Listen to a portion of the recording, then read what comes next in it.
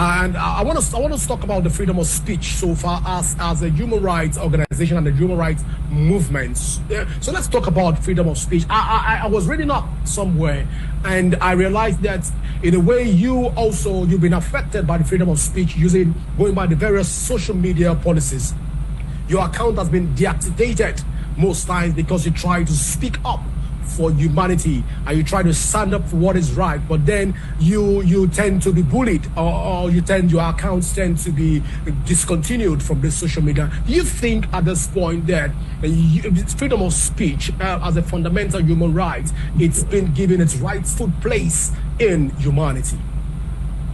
You touch very hard a sensitive part of my life. I'm one of the major victims of new technology on social media from last 4 years. I'm talking especially from last 4 years. My Facebook account has been suspended more than 15 times. Even the account suspended which used to attach with my personal account with my organization.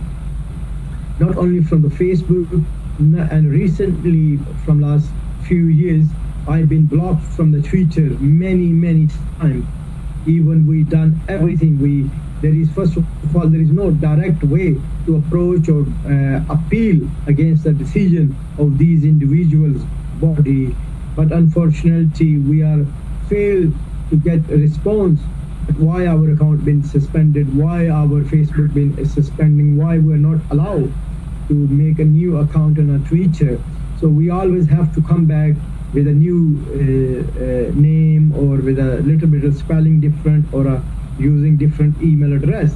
But we are fighting with the Facebook and with the Twitter that from last many years. But unfortunately, we are living in a society where people do not want to listen what is exact truth. People are very less have less energy to listen the truth. But unfortunately, we are living in a society when the society brings some new gadget and new technology, we get some benefit, at the same time we get some side effect as well. So this is one of the side effects. If we speak about the China, if we speak about the Muslim in China, they are getting problem, our account gets suspended. If we talk about Palestine, they are getting trouble from the Israeli army. They have been killed many innocent children, women, and if we talk about them, our Facebook get suspended. If we talk about people in Kashmir, our account gets suspended. So this is something we are getting used to know it. So we know how to fight back. But this is something because they are individuals and they are private sector businesses. I will say businesses. They are not social media platform. They are money-making business. So they have their own agenda. They have their own rule, and there is no much we can do.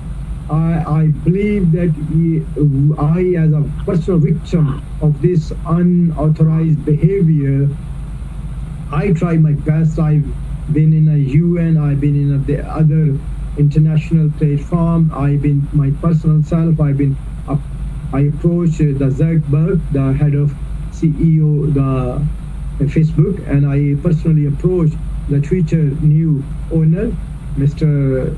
Billionaire. But unfortunately, we are not on a right spot and in a right position to get our right back.